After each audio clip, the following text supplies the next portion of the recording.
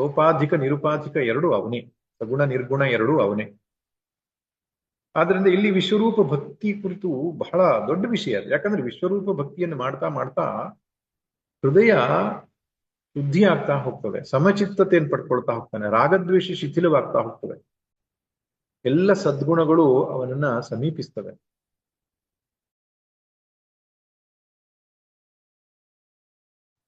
ಭಕ್ತರ ಮೊದಲನೇ ಲಕ್ಷಣ ಏನಪ್ಪಾ ಅಂದ್ರೆ ಭಗವಂತನ ಸ್ವರೂಪವನ್ನು ಅರ್ಥಕೊಳ್ಳೋದು. ಭಗವಂತ ಯಾರು ಅಂತ ಅರ್ಥಕೊಂಡಾಗ ಭಕ್ತಿ ತನ್ನಿಂದ ತಾನೇ ಜಾಗೃತವಾಗ್ತದೆ. ಭಕ್ತಿಗೆ ಹುಟ್ಟಲಿಕ್ಕೆ ಎರಡು ಮುಖ್ಯ ಕಾರಣಗಳು. ಒಂದು ಭಗವಂತನ ಯಥಾರ್ಥ ಜ್ಞಾನ, ಇನ್ನೊಂದು ಅವನ ಆರಾಧನೆ, ಉಪಾಸನೆ, ಆರಾಧನೆ. ಈ ಎರಡು ಕ್ರಿಯೆಗಳಿಂದ ಭಗವಂತನ ಜೊತೆ ಒಂದು ಸಂಬಂಧ ಏರ್ಪಡುತ್ತೆ, ಭಕ್ತನಿಗೂ ಭಗವಂತನಿಗೂ ಸಂಬಂಧ ಏರ್ಪಡುತ್ತೆ.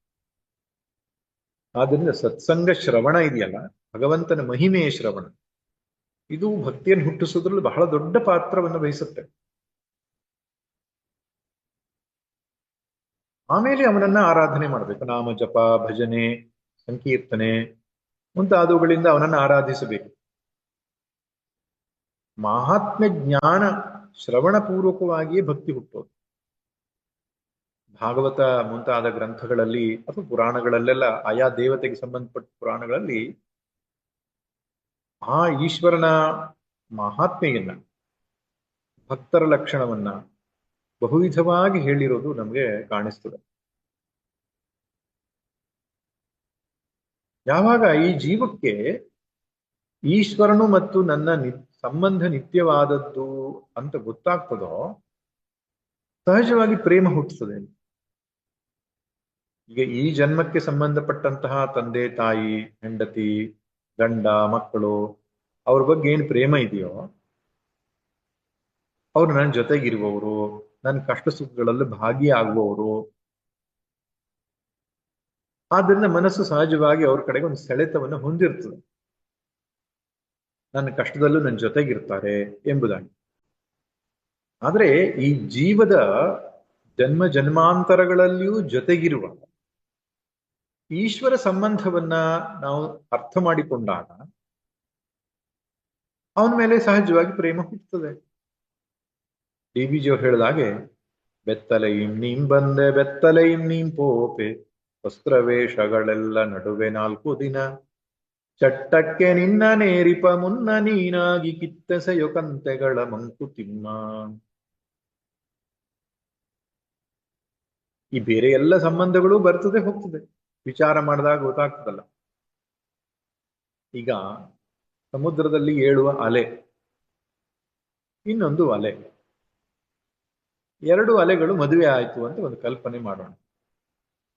ಈ ಎರಡು ಅಲೆಗಳ ಮದುವೆಯಿಂದ ಮೂರನೇ ಇನ್ನೊಂದು ಪುಟ್ಟ ಅಲೆಯು ಹುಟ್ಟಿತು, ಮಗು ಅಲೆ.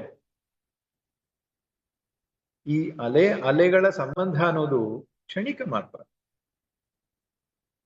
ಒಂದು ಸ್ವಲ್ಪ ಕಾಲವಷ್ಟೇ ಅದು ಒಟ್ಟಿಗೆ ಇರ್ತವೆ. ಆದ್ರೆ ಅಲೆ ಮತ್ತು ನೀರಿನ ಸಂಬಂಧ ಏನಿದೆ, ಅಲೆ ಮತ್ತು ಸಮುದ್ರದ ಸಂಬಂಧ ಏನಿದೆ, ಆ ಸಮುದ್ರ ಮತ್ತು ಅಲೆಯ ಸಂಬಂಧ ಅನ್ನುವಂಥದ್ದು ಯಾವಾಗಲೂ ಇರತಕ್ಕಂಥದ್ದು. ಅದು ಬಹಳ ಮುಖ್ಯವಾದಂತ. ಹಾಗೆ ಒಂದು ವೃಕ್ಷದಲ್ಲಿ ಒಂದು ಎಲೆ ಇರ್ತದೆ, ಎಲೆ ಪಕ್ಕದಲ್ಲಿ ಇನ್ನೊಂದು ಚಿಗುರೊಡೆದು ಇನ್ನೊಂದು ಎಲೆ ಹುಟ್ಟುತ್ತದೆ. ಈ ಎಲೆ ಮತ್ತು ಆ ಎಲೆಯ ಸಂಬಂಧ ಏನಿದೆ ಇದು ತಾತ್ಕಾಲಿಕವಾದದ್ದು. ಆದರೆ ವೃಕ್ಷ ಮತ್ತು ಎಲೆಯ ಸಂಬಂಧ ಏನಿದೆ ಅದು ಶಾಶ್ವತವಾದದ್ದು. ಹಾಗೆ ಇಡೀ ಜಗತ್ತಿನ ಕಾರಣೀಕರ್ತನಾದ, ಇಡೀ ಜಗತ್ತಿನ ಪ್ರವರ್ತಕನಾದ, ಅಂತರ್ಯಾಮಿಯಾದ ಈಶ್ವರನೊಟ್ಟಿಗೆ ಈ ಜೀವಕ್ಕಿರ್ತಕ್ಕಂಥ ಸಂಬಂಧ ಶಾಶ್ವತವಾದದ್ದು. ಅದನ್ನ ನಾವು ಮರೆತಿದ್ದೇವೆ, ಆದ್ರಿಂದ ಇಲ್ಲಿ ಸಿಕ್ಕಾಕೊಂಡು ಬಿದ್ದಿದ್ದೇವೆ ಅಂತ. ನನ್ನ ಜೊತೆಗೆ ಯಾರ್ಯಾರಿದ್ದಾರೆ ಅಂತ ನಾನು ಲೆಕ್ಕ ಮಾಡ್ಲಿಕ್ಕೆ ಹೊರಟಾಗ ಏನೋ ಒಂದಿಷ್ಟು ಬೆರಳೆಣಿಕೆಯ ಮಂದಿ, ತಂದೆ ತಾಯಿ, ಅಣ್ಣ ತಮ್ಮ, ಸ್ನೇಹಿತ, ಬಂಧು, ಹೀಗೆ ಒಂದಿಷ್ಟು ಮಂದಿ ಅವು ನಮ್ಮವರು ಅಂತ ನಾವು ಲೆಕ್ಕ ಹಾಕ್ತೇವೆ. ಆ ಲೆಕ್ಕದಲ್ಲಿ ಭಗವಂತ ಇರೋದೇ ಇಲ್ಲ. ಯಾಕೆ? ಅವನ ಜೊತೆಗೆ ಆ ಸಂಬಂಧ ಇಲ್ಲ ನಮ್ಗೆ. ಆದ್ರೆ ಅವನ ಭಕ್ತನಿಗೆ ಹಾಗಲ್ಲ. ಈ ಜೀವದ ಫಸ್ಟ್ ರಿಲೇಶನ್ಶಿಪ್ ಯಾವ್ದ್ರ ಜೊತೆಗೆ ಅಂದಾಗ ಭಗವಂತನ ಜೊತೆಗೆ ಅಂತ ಹೇಳಿ. ಅಂದ್ರೆ ಆದ್ಯತೆ, ಬದುಕಿನ ಸಂಬಂಧಗಳಲ್ಲಿ ಆದ್ಯತೆ, ಫಸ್ಟ್ ರಿಲೇಶನ್ಶಿಪ್ ಯಾವುದು, ಪ್ರೈಮರಿ ರಿಲೇಶನ್ಶಿಪ್ ಯಾವ್ದಪ್ಪ ಅಂದ್ರೆ ಭಗವಂತ. ಇದು ಗೊತ್ತಾಗಬೇಕಾದ್ರೆ ಆ ಭಗವಂತ ಯಾರು ಎಂಬುದಾಗಿ ತಿಳಿಬೇಕು. ಈಗ ನಮಗೆ ಆ ರಿಲೇಶನ್ಶಿಪ್ ಯಾಕೆ ಇಲ್ಲ ಅಂದ್ರೆ ಭಗವಂತ ಅನ್ನೋನು ನಮ್ಮ ಇಚ್ಛೆಗಳನ್ನ ಪೂರೈಸುವ ಒಂದು ಯಂತ್ರವಾಗಿದ್ದಾನೆ. ನಾವು ಹೋಮ ಹವನ ಮಾಡಿಸೋದು, ಪೂಜೆ ಪುನಸ್ಕಾರ ಮಾಡಿಸೋದು, ಅದಕ್ಕೆ ಫಲ ಕೊಡ್ತಾನೆ. ಕಷ್ಟ ಇದೆಯಪ್ಪ, ನಮ್ಮ ಸಂಸಾರ ಕಾಪಾಡೋದಕ್ಕೆ ಇದನ್ನೆಲ್ಲ ಕೊಡಪ್ಪ ದೇವ್ರೆ ಅಂತ, ಅಷ್ಟಕ್ಕೆ ರಿಲೇಶನ್ಶಿಪ್. ಆದ್ರೆ ನೈಜವಾಗಿ ಈ ಜೀವದ ಪ್ರಭು ತ್ವಮೇವ ಮಾತಾ ಚ ಪಿತಾ ತ್ವಮೇವ ತ್ವಮೇವ ಬಂಧುಶ್ಚ ಸಖಾ ತ್ವಮೇವ ತ್ವಮೇವ ವಿದ್ಯಾದ್ರವಿಣಂ ತ್ವಮೇವ, ಎಲ್ಲವೂ ನನ್ನ ಪಾಲಿಗೆ ನೀನೇ ಎಂಬುದಾಗಿ ತಿಳಿದುಕೊಳ್ಳಬೇಕಾದ್ರೆ ಶಾಸ್ತ್ರದ ಮತ್ತು ಗುರು ಉಪದೇಶಕ್ಕೆ ಬರಲೇಬೇಕು ನಾವು. ಅಲ್ಲಿ ಗೊತ್ತಾಗ್ತದೆ ನಮಗೆ. ಮತ್ತ ಅಹಂ ಸರ್ವಸ್ಯ ಪ್ರಭವ, ಈ ಜಗತ್ತೆಲ್ಲವೂ ನನ್ನಿಂದಲೇ ಉಂಟಾಗಿದೆ. ಅಷ್ಟೇ ಅಲ್ಲ, ಮತ್ತ ಸರ್ವಂ ಪ್ರವರ್ತತೆ, ಈ ಜಗತ್ ನಡೀತಾ ಇರುವುದೇ ನನ್ನಿಂದ ಅಂತಾನೆ. ಎಂತ ಅದ್ಭುತವಾದ ಮಾತು. ಸುಮ್ಮನೆ ಕಣ್ ತೆರೆದು ನೋಡ್ಬಿಟ್ರೆ ಆ ಸೂರ್ಯನ ಬಿಸಿಲು ನಮ್ಗೇನ್ ಬರ್ತಾ ಇದೆ, ಬೆಳಕು ಬರ್ತಾ ಇದೆ, ಅದು ಭಗವಂತ ಕೊಟ್ಟಿದ್ದು. ಈ ಗಾಳಿ, ಉಸಿರಾಡುವ ಗಾಳಿ ಭಗವಂತ ಕೊಟ್ಟಿದ್ದು. ನಾವು ಹೇಳ್ತೇವಲ್ಲ, ನಮ್ಮ ರಿಲೇಟಿವ್ಸು, ನಮ್ಮ ಸಂಬಂಧಿಕರು ನನಗೆ ತುಂಬಾ ಹೆಲ್ಪ್ ಮಾಡಿದ್ದಾರೆ, ಅವ್ರು ನಾನು ಮರೆಯುವ ಹಾಗಿಲ್ಲ, ಅವ್ರ ನನ್ನ ಬಂಧುಗಳು, ಬದುಕಿನ ಅವಿಭಾಜ್ಯ ಅಂಗ, ಹೀಗೆಲ್ಲ ಹೇಳ್ತೇವಲ್ಲ. ಆದ್ರೆ ಇನ್ನು ಒಂದು ಕ್ಷಣ ನೆನ್ಪು ಮಾಡ್ಕೊಂಡ್ರು, ಉಸಿರು ಕೊಟ್ಟ ದೇವರು ನಮ್ಮ ಬಂಧು ಅಲ್ವಾ? ಬೆಳಕು ಕೊಟ್ಟ ದೇವರು, ನೀರು ಕೊಟ್ಟ ದೇವರು. ಆ ನೀರನ್ನು ನೋಡ್ತಾ ಇದ್ರೆ, ಆ ಕುಡಿಲಿಕ್ಕೆ ನೀರ್ ಇಲ್ದೇ ಇದ್ರೆ, ಶುಚಿ ಮಾಡ್ಲಿಕ್ಕೆ ನೀರ್ ಇಲ್ದೇ ಇದ್ರೆ ಜೀವನ ಹೇಗೆ ನಡೀತಾ ಇತ್ತು? ಜೀವನ ಅಂತಾನೆ ಅದಕ್ಕೆ ಹೆಸರು. ನೀರಿಗೆ ಇನ್ನೊಂದು ಹೆಸರು ಜೀವನ ಅಂತ. ತಪಾಮ್ಯಹಮಹಂ ವರ್ಷಂ ನಿಗೃಹ್ಣಾಮುತ್ಸೃಜಾಮಿ ಚ, ಅವನೇ ಹೇಳ್ಕೊಳ್ತಾನೆ. ಸೂರ್ಯನ ಬಿಸಿಲು ಶಾಖದ ಮೂಲಕ ನಾನು ಅದನ್ನ ಹೀರ್ಕೊಳ್ತೇನೆ, ನೀರನ್ನು ಹೀರ್ಕೊಳ್ತೇನೆ, ಮಳೆಯಾಗಿ ನಾನೇ ಸುರಿಸ್ತೇನೆ. ಎಷ್ಟೋ ಸಲ ನನಗೆ ಅನಿಸ್ತದೆ, ಇದೆಲ್ಲ ವಿಚಾರ ಮಾಡ್ತಾ ಹೊರಟೆ ಭಗವಂತನ ಅಸ್ತಿತ್ವಕ್ಕೆ ಶರಣಾಗದೆ ಬೇರೆ ವಿಧಿ ಇಲ್ಲ ಅಂತ. ಸರಿಯಾದ ತಿಳುವಳಿಕೆ ಇದ್ರೆ ಭಗವದ್ಭಕ್ತಿ ಸಹಜವಾಗಿ ಉಂಟಾಗ್ತದೆ ಅಂತ. ಈಗ ನೋಡಿ, ಒಂದು ನೆನಪು ಮಾಡ್ಕೊಳ್ಳೋಣ. ಅವನು 15ನೇ ಅಧ್ಯಾಯದಲ್ಲಿ ಕೃಷ್ಣ ಹೇಳ್ತಾ, ಅಹಂ ವೈಶ್ವಾನರೋ ಭೂತ್ವಾ ಪ್ರಾಣಿನಾಂ ದೇಹಮಾಶ್ರಿತಃ ಪ್ರಾಣಾಪಾನ ಸಮಾಯುಕ್ತಃ ಪಚಾಮ್ಯನ್ನಂ ಚತುರ್ವಿಧಂ ಸರ್ವಸ್ಯ ಚಾಹಂ ಹೃದಿ ಸನ್ನಿವಿಷ್ಟೋ ಮತ್ತಸ್ಮೃತಿರ್ಜ್ಞಾನಮಪೋಹನಂಚ, ಹೀಗೆ ಹೇಳ್ತಾ ಹೋಗ್ತಾನಲ್ಲ. ಒಂದು ಆಸ್ಪೆಕ್ಟ್ ಅದರಲ್ಲಿ, ಈಗ ಜೀರ್ಣ, ಆಹಾರ ಅನ್ನೋದು ಅವನೇ ಕೊಟ್ಟಿದ್ದು, ಅದು ಜೀರ್ಣ ಮಾಡೋದು ಅವನೇ. ಅಕಸ್ಮಾತ್ ಆ ಜೀರ್ಣ ಕ್ರಿಯೆನೇ ಒಬ್ಬ ವ್ಯಕ್ತಿಯಲ್ಲಿ ನಡೆಯಲ್ಲ ಅಂದ್ರೆ ಹೇಗೆ ಜೀವನ ಸಾಧ್ಯ ಆಗತ್ತೆ? ಮತ್ತು ಆ ಜೀರ್ಣ ಕ್ರಿಯೆ ನಡೆಯೋದು ಹೇಗೆ? ಭಗವಂತನ ಅನುಗ್ರಹದಿಂದ ಅಂತ. ಈ ಉಂಡ ಆಹಾರ ಹಾಗೆ ಹೊರಗಡೆ ಹೋಗ್ಬಿಟ್ರೆ ಕೆಲವರಿಗೆ ಅದೊಂದು ಪ್ರಾಬ್ಲಮ್ ಆಗ್ತದೆ, ಸಮಸ್ಯೆ. ಪುಷ್ಟಿಯೇ ಹೊಂದಲ್ಲ, ಶರೀರ ಸತ್ತು ಹೋಗ್ತದೆ. ಎಂತಹ ಮುಖ್ಯವಾದ ಬಂಧು ಅವನು, ನಮ್ಗೆ ಎಷ್ಟು ಸಲ ಹೆಲ್ಪ್ ಮಾಡ್ತಾ ಇದ್ದಾನೆ ದೇವರು. ಮತ್ತ ಸ್ಮೃತಿರ್ ಜ್ಞಾನಂ ಅಪೋಹನಂಚ ಅಂತ. ನಂಗೆ ಅಲ್ಲಿ ಸಂತೋಷ ಕೊಡೋ ವಿಷಯ ಯಾವುದು ಅಂದ್ರೆ ಅಪೋಹನಂ, ಮರ್ತು ಹೋಗೋದು ದೈವದ ಅನುಗ್ರಹ ಅಂತ. ನೆನಪಾಗೋದು ದೈವದ ಅನುಗ್ರಹ ಅಂತ ಅಂದ್ಕೊಳ್ತೇವಲ್ಲ. ಅಕಸ್ಮಾತ್ ಮರ್ತು ಹೋಗದೆ ಇದ್ರೆ ಯಾವುದೋ ನೋವು, ಯಾವುದೋ ಬೇಸರ, ಯಾವುದೋ ಕಹಿ ಘಟನೆ ಜೀವಕ್ಕೆ ಆಗಿರುವಂಥದ್ದು ಮರ್ತು ಹೋಗ್ಲಿಲ್ಲ ಅಂತ ಇಟ್ಕೊಳ್ಳೋಣ. ಅದೆಲ್ಲವೂ ನಮಗೆ ಸ್ಮೃತಿ ಪಟಲದಲ್ಲಿ ಯಾವಾಗಲೂ ಹೊಳಿತಾ ಇದ್ರೆ ಈ ಬದುಕು ನಡೆಸ್ಲಿಕ್ಕೆ ಸಾಧ್ಯವನ್ನ. ಆದ್ದರಿಂದ ಮರೆವು ಭಗವದ್ ಅನುಗ್ರಹ ಅಂತ. ನೆನಪು ಕೂಡ, ಯಾವುದು ಬೇಕು ಅಷ್ಟೇ ನೆನಪಿರ್ತದೆ, ಯಾವುದು ಬೇಡವೋ ಅದು ಕಳೆದು ಹೋಗ್ತದೆ. ಆಮೇಲೆ ಜ್ಞಾನ ಆಗೋದು, ಒಂದು ವಸ್ತುವನ್ನು ನೋಡಿದಾಗ ಯಥಾರ್ಥ ಜ್ಞಾನ ಆಗೋದು. ನಾವು ಇದನ್ನೆಲ್ಲ ಲಕ್ಷ್ಯ ಕೊಟ್ಟಿರೋದಲ್ಲ ಬದುಕಿನಲ್ಲಿ. ಈಗ ಒಂದು ವಸ್ತುವನ್ನು ನೋಡಿದಾಗ ಇದು ಘಟ, ಇದು ಪಟ ಅಂತ ಜ್ಞಾನ ಒಳಗಡೆ ಆಗ್ತದಲ್ಲ, ಅದು ಭಗವದ್ ಅನುಗ್ರಹದಿಂದ ಆಗ್ತಾ ಇರೋದು. ಅದರಿಂದ ಜೀವನದ ಬಹಳ ಮುಖ್ಯವಾದಂತ ಆಸ್ಪೆಕ್ಟ್ಗಳೇನಿದೆ ಭಗವಂತನ ಕೊಡುಗೆ. ಆದ್ರೆ ಅವನ ಕೊಡುಗೆ ಎಂಬುದಾಗಿ ನಾವು ಸ್ಮರಿಸಿಕೊಳ್ಳದೇ ಇರೋದ್ರಿಂದ ಅವನ ಜೊತೆಗೆ ಒಂದು ಸಂಬಂಧ ಸೃಷ್ಟಿಯಾಗಲಿಲ್ಲ. ಅದರಿಂದ ಮತ್ತೆ ಮತ್ತೆ ನೆನಪಿಸಿಕೊಳ್ಳಬೇಕು, ಇದೆಲ್ಲವೂ ಭಗವಂತನಿಂದ ನನಗೆ ಬಂದಿದ್ದು ಅಂತ. ಭಗವಂತ ಎನ್ನುವುದು ಒಂದು ಕಲ್ಪನೆಯಲ್ಲ. ಮನುಷ್ಯನ ಟೆನ್ಷನ್ ರಿಲೀಫ್ ಮಾಡ್ಕೊಳ್ಳಿಕ್ಕೋಸ್ಕರವಾಗಿ ಯಾವುದೋ ಒಂದು ಟೆಕ್ನಿಕ್ ಅನ್ನ ಹಿರಿಯರು ಹೇಳಿದ್ದಲ್ಲ. ಭಗವಂತ ಅನ್ನೋದು ವಾಸ್ತವ, ಅದು ನೈಜವಾದ ಅಸ್ತಿತ್ವ, ಸಮಷ್ಟಿ ಸೃಷ್ಟಿಯ ನಿಮಿತ್ತ ಉಪಾದಾನ ಕಾರಣ ಸ್ವರೂಪ, ಅರಿವು, ಪ್ರಜ್ಞೆ, ಈ ಜಗತ್ತಿನ ಒಳಹೊರಗೆಲ್ಲ ವ್ಯಾಪಿಸಿರತಕ್ಕಂತಹ ಆ ಅರಿವು, ಅವನೇ ಭಗವಂತ. ಅವನು ನಿಜವಾಗಿಯೂ ಇದ್ದಾನೆ, ಅವನಿಂದಲೇ ಜಗತ್ತು ನಡೀತಾ ಇದೆ.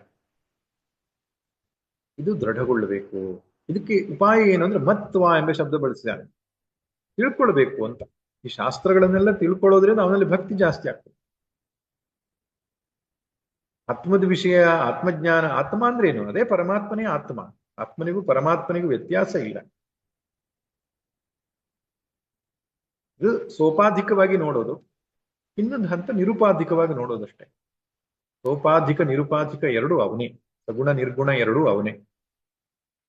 ಆದ್ರಿಂದ ಇಲ್ಲಿ ವಿಶ್ವರೂಪ ಭಕ್ತಿ ಕುರಿತು ಬಹಳ ದೊಡ್ಡ ವಿಷಯ ಅದು. ಯಾಕಂದ್ರೆ ವಿಶ್ವರೂಪ ಭಕ್ತಿಯನ್ನು ಮಾಡ್ತಾ ಮಾಡ್ತಾ ಹೃದಯ ಶುದ್ಧಿ ಆಗ್ತಾ ಹೋಗ್ತದೆ, ಸಮಚಿತ್ತತೆಯನ್ನು ಪಡ್ಕೊಳ್ತಾ ಹೋಗ್ತಾನೆ, ರಾಗದ್ವೇಷ ಶಿಥಿಲವಾಗ್ತಾ ಹೋಗ್ತದೆ, ಎಲ್ಲ ಸದ್ಗುಣಗಳು ಅವನನ್ನ ಸಮೀಪಿಸ್ತವೆ. ಹಾಗೆ ಭಗವಂತ ಹೇಳ್ತಾನೆ, ಇತಿ ಮತ್ವಾ ಭಜಂತೆ ಮಾಂ, ಈ ರೀತಿ ತಿಳಿದುಕೊಂಡು ನನ್ನನ್ನು ಭಜಿಸ್ತಾರೆ. ಭಜಿಸೋದಂದ್ರೆ ಅಂತ ತಾಳ ಹಿಡ್ಕೊಂಡು ಭಜನೆ ಮಾಡ್ತಾರೆ ಅಂತ ಅರ್ಥನ ಅಲ್ಲ. ಭಜಿಸೋದು ಅಂದ್ರೆ ಅವನಲ್ಲಿ ನೆಟ್ಟಿರುವಂತಹ ಮನಸ್ಸು. ಅದ್ ಮುಂದೆ ಹೇಳ್ತಾರೆ ಭಜಿಸೋದು ಹೇಗೆ. ಭಾವ ಸಮನ್ವಿತ ಅಂದ್ರೆ ಭಕ್ತಿ ಭಾವ ಸಮನ್ವಿತ ಅಂತ ಅರ್ಥ. ಭಕ್ತಿ ಭಾವ ಹೊಂದಿದವರಾಗಿ, ಪ್ರೇಮ ಉಳ್ಳವರಾಗಿ ಅಂತ. ಅವ್ರು ಹೇಗೆ ಭಜಿಸ್ತಾರೆ ಅನ್ನೋದನ್ನ ಮುಂದಿನ ಶ್ಲೋಕದಲ್ಲಿ ಹೇಳ್ತಾನೆ. ಮಚ್ಚಿತ್ತ ಮದ್ಗತ ಪ್ರಾಣ ಬೋಧಯಂತಃ ಪರಸ್ಪರಂ ಕಥಯಂತಶ್ಚ ಮಾನ್ ನಿತ್ಯಂ ತುಷ್ಯಂತಿ ಚ ರಮಂತಿ ಚ. ಅಂತಹ ನಿಷ್ಕಾಮ ವಿಶ್ವರೂಪ ಭಕ್ತರು ಮೊದಲು ಮಚ್ಚಿತ್ತಾಹ, ಭಗವಂತನಲ್ಲೇ ನೆಟ್ಟಿರುವ ಮನಸ್ಸುಳ್ಳವರಾಗಿ. ಭಗವಂತನಲ್ಲೇ ಮನಸ್ಸು ಅವರಿಗೆ ನೆಟ್ಟಿರ್ತದೆ. ಅದಕ್ಕೆ ಉದಾಹರಣೆ ಕೊಡ್ಬೇಕು ಅಂದ್ರೆ, ಸಂಸಾರಿಗಳು ಅಥವಾ ಲೌಕಿಕರ ಮನಸ್ಸು ಎಲ್ಲಿ ನೆಟ್ಟಿರ್ತದೆ ಅಂತ. ದುಡ್ಡು ಮಾಡಬೇಕು ಅನ್ನುವಂತಹ ಅಪೇಕ್ಷೆ ಉಳ್ಳವನು ಹಗಲು ರಾತ್ರಿ ಸಂಬಂಧ ಯಾವುದನ್ನು ನೋಡಲ್ಲ. ಅವನಿಗೆ ಅದೇ ಯೋಚನೆ, ಹಣ ಮಾಡ್ಬೇಕು. ಮಾತಾಡುವಾಗ್ಲೂ ಅಷ್ಟೇನೆ ಹಣದ ವಿಷಯವಾಗೇ ಮಾತಾಡ್ತಾನೆ. ಯಾವ್ದಾದ್ರು ಪುಸ್ತಕ ಓದುವಾಗ್ಲೂ ಅಥವಾ ಯಾವ್ದಾದ್ರು ದೃಶ್ಯಗಳನ್ನು ನೋಡುವಾಗ್ಲೂ ಹಣದ ಸಂಬಂಧಿಯಾದಂತ. ಮಚ್ಚಿತ್ತ ಧನಚಿತ್ತಾಹ ಅಂತಿದ್ದವ್ರ, ಅಥವಾ ಪುರುಷ ಸ್ತ್ರೀ ಆಕರ್ಷಣೆಗೊಳಗಾದವರು ಅದೇ ಪ್ರಪಂಚವನ್ನ ಹೊಂದಿರ್ತಾರೆ. ಮನಸ್ಸಲ್ಲಿ ಸದಾ ಅದೇ, ಕನಸಲು ನೀನೆ ಮನಸ್ಸಲು ನೀನೆ. ಹಾಗೆ ಭಗವದ್ಭಕ್ತರಿಗೇನಪ್ಪಾ ಅಂದ್ರೆ ಮಚ್ಚಿತ್ತ, ಈಶ್ವರನಲ್ಲಿಯೇ ಅವರ ಮನಸ್ಸು ಹೊರಳಾಡ್ತಾ ಇರ್ತದೆ. ಹಗಲು ರಾತ್ರಿ ಯಾವಾಗಲೂ ಕೂಡ ಈಶ್ವರನ ಮಹಿಮೆಯನ್ನೇ ಧ್ಯಾನಿಸ್ತಾ ಇರ್ತದೆ. ಎಷ್ಟು ದೊಡ್ಡವನಪ್ಪ ಈಶ್ವರ, ಎಂತ ಅನುಗ್ರಹ ಅವನದ್ದು, ನಾನು ಅವನಿಂದ ಅನುಗ್ರಹಿತನಾಗಿದ್ದೇನೆ, ಹೀಗೆಂಬುದಾಗಿ ಅವನ ಮಹಾತ್ಮೆಯನ್ನ ಒಂದು ದೃಶ್ಯವನ್ನು ನೋಡಿದಾಗಲೂ ಕೂಡ, ಸೂರ್ಯನ ಬೆಳಕನ್ನ ನೋಡಿದಾಗಲೂ ಕೂಡ. ಒಬ್ಬರು ಸ್ವಾಮಿಗಳು ಹೇಳ್ತಾ ಇದ್ರು, ಒಬ್ಬರು ಆಸ್ಟ್ರೋನಾಟ್ ಒಬ್ಬ ಚಂದ್ರಲೋಕಕ್ಕೆ ಹೋಗಿ ಕೆಳಗಡೆ ಆ ಚಂದ್ರಲೋಕದಿಂದ ಆ ಭೂಮಿಯನ್ನ ನೋಡ್ತಾನಲ್ಲ, ಭೂಮಿ ನೋಡುವಾಗ ಅವನಿಗೆ ಅನ್ನಿಸ್ತಂತೆ ಸೃಷ್ಟಿಕರ್ತ ಇದ್ದಾನೆ ಅಂತ. ಸೃಷ್ಟಿಕರ್ತನಿಲ್ಲದಿದ್ರೆ ಇಷ್ಟು ಸುಂದರವಾದಂತಹ ವ್ಯವಸ್ಥಿತವಾದಂತಹ ಆ ಬ್ರಹ್ಮಾಂಡ ನಿರ್ಮಾಣ ಆಗ್ಲಿಕ್ಕೆ ಸಾಧ್ಯ ಆಗ್ತಿರ್ಲಿಲ್ಲ. ಆದ್ರಿಂದ ಚಂದ್ರಲೋಕಕ್ಕೆ ಬಂದ ಮೇಲೆ ನನಗಾದ ಜ್ಞಾನೋದಯ ಏನಪ್ಪಾ ಅಂದ್ರೆ ಸೃಷ್ಟಿಕರ್ತ ಒಬ್ಬ ಇದ್ದಾನೆ. ಅವನನ್ನು ಒಪ್ಪಿಕೊಳ್ಳದಿದ್ರೆ ಈ ವ್ಯವಸ್ಥೆಯನ್ನ ವರ್ಣಿಸ್ಲಿಕ್ಕೆ ನಮ್ಗೆ ಆಗಲ್ಲ ಅಂತ. ಹಾಗೆ ಅವನ ಮಹಿಮೆಯನ್ನೇ ಸದಾಕಾಲ ಚಿಂತಿಸ್ತಾ ಇರುವವನು ಮಚ್ಚಿತ್ತ.